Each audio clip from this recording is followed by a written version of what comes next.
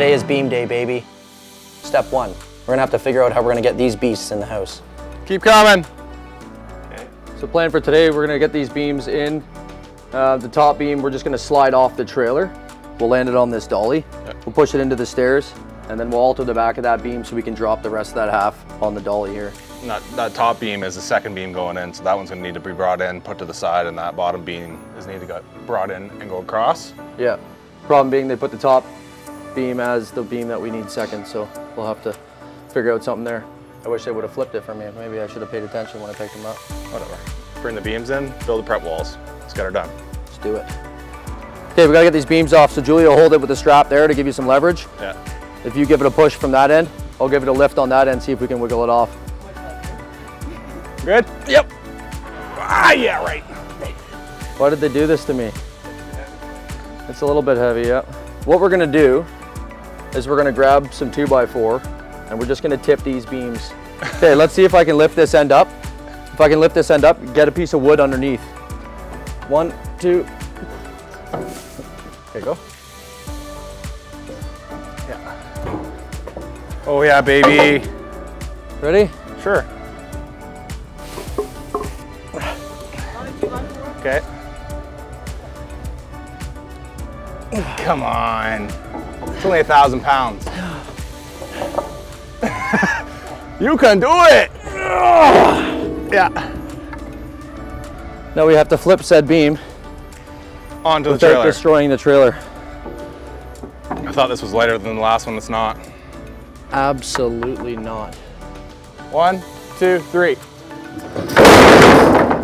Beauty, baby.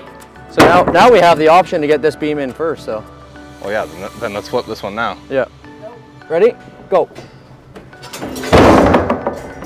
So now that the beams are flipped, we can take the proper one in first. So we just got to slide that in. We'll get that on the dolly. Let's see how she slides. No, not very well, but we're going to make it slide. Hey, ready? Yeah. Now we're going to push. There we go. Oh.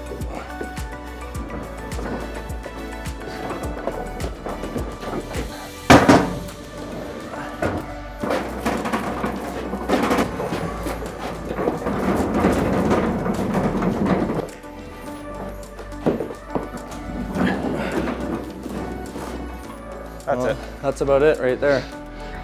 Okay, this is the last beam. So we'll get these on the dollies, we'll get this one in, and then we can start building some temp walls and get these beams up. Let's do it. Let's rock and roll. Almost there. Oh my god. Yep. I didn't do enough squats this morning. You ready? Squat power, baby. It's all on the legs. Ready?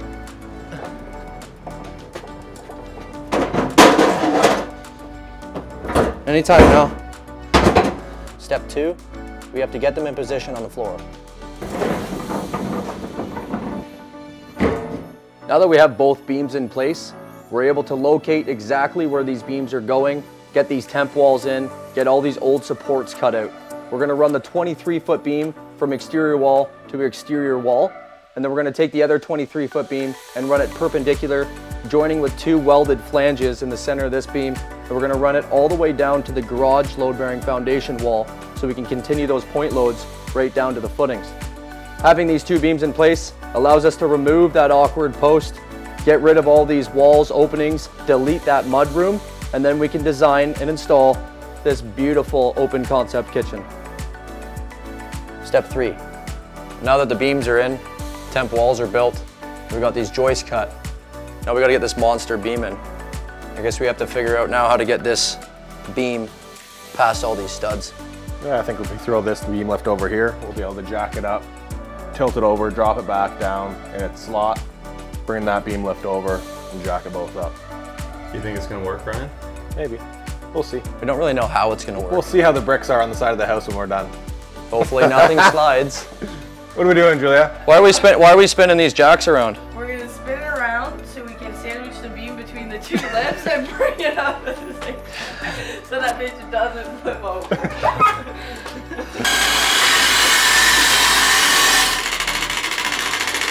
Like butter, baby. Okay, we're almost there here. Got a hit. Let's go up a little bit more. Clear.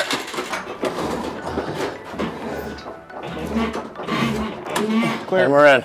Okay, now that it's in the stud bay that we needed to go into, let's lower it down together. Yeah. We'll get her back situated. Ready? Going down.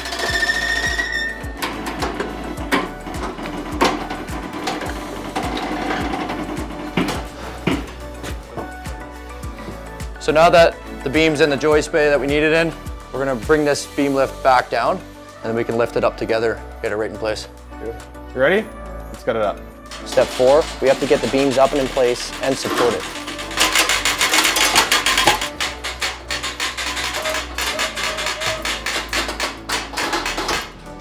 Now that we have the first beam up, it's time for the second beam.